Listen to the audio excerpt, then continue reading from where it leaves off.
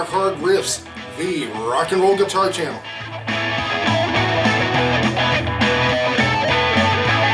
Well, hey there guys, this is Rock Hard Riffs, the rock and roll guitar channel for the self-taught. In today's video, we're going to talk about the top 3 guitars that I have that blew my mind. Whoa! And they did. They really did. Now, I love each and every guitar I have for different reasons, for different applications, however you want to put it. But there were 3 of them that just really just stood up and was like, dang, wow. And we're going to talk about those. And also, we're going to show you a number 4 that was right behind. Boy, it was a tough one to not get in there, but we'll talk about it. We'll get it in there somehow.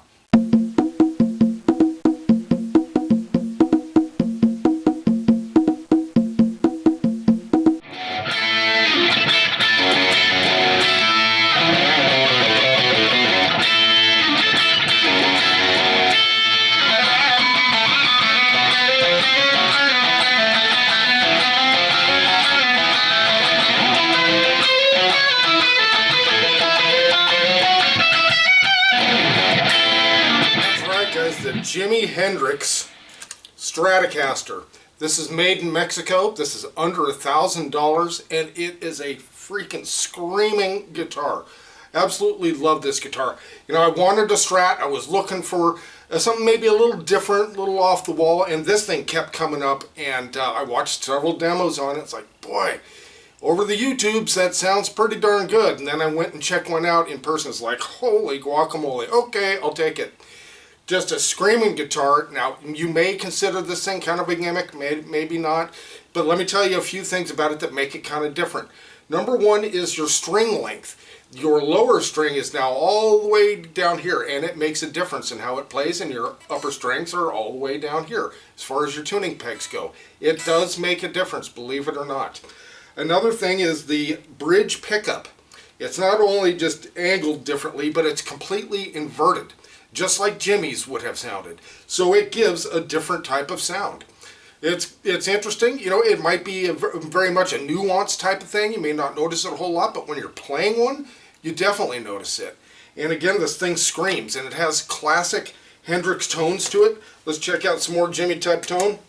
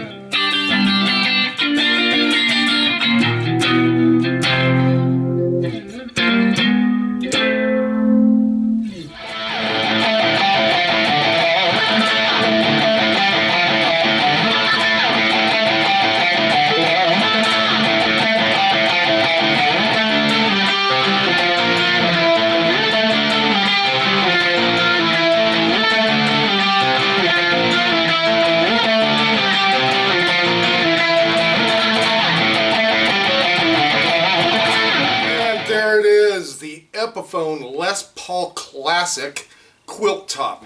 This thing really blew my mind when my son first got it.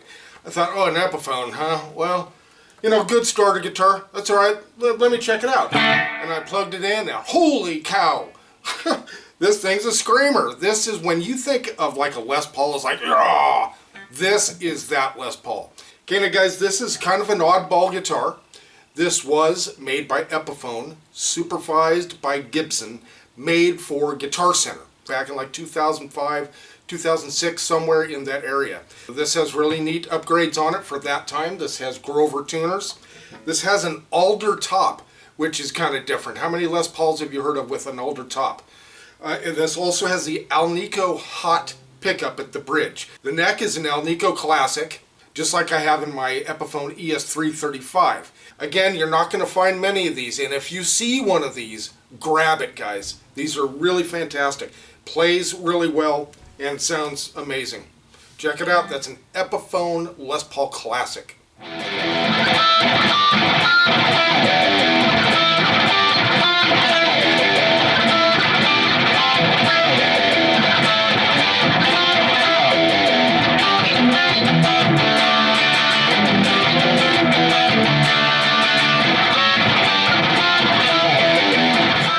Gibson Original Collection Flying V. This is just a freaking killer guitar. The neck is fantastic again on this, and of course you can reach all the way up there. Too bad it doesn't have 24 frets and a whammy bar. I'd love that. But you know, you can't have everything. And this thing, how many times do I actually go all the way up to the 24th fret? You know, the Stratocaster I showed you has 21 frets. It's made in Mexico, right? So it has one less fret. I don't really notice it. I don't miss it. You just don't go there. If you don't have it, you don't miss it, kind of thing. Another cool thing about this guitar is it has a much better pick guard situation on it. It used to surround this area, the original, and so you'd have to de-string it and everything just to get the pick guard off. So this is much simpler. I like that. And it's super lightweight, which it makes it great on my shoulder and my back. I love that. I can't fit my harness on it because it scrapes up the finish back here, which is a drag. But again, it's so light, you know, it just feels great. The pickups in this thing are just phenomenal. And the woman tone, without even dialing back on the tone on the neck pickup, is just fantastic. Check out this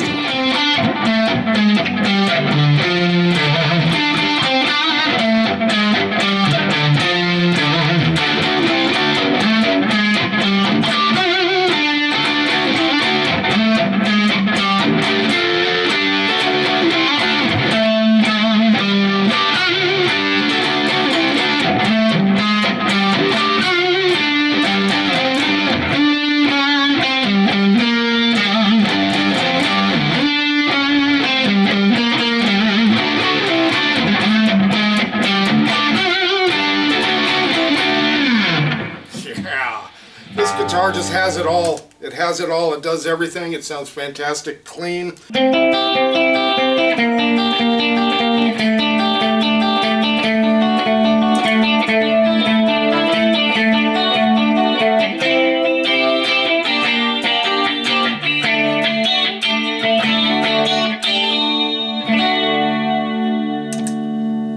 Now this guitar at some point may actually be kind of worth something. They're going to be a limited edition, I would imagine, and I think this might increase in value. I definitely do. And the thing just plays so well. It sounds so great. It's just...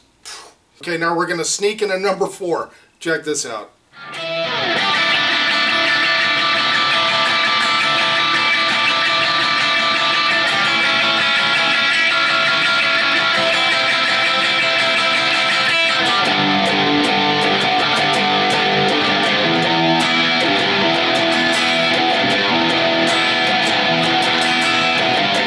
Casino absolutely blew me away when I first got this guitar. I didn't know what to expect at all.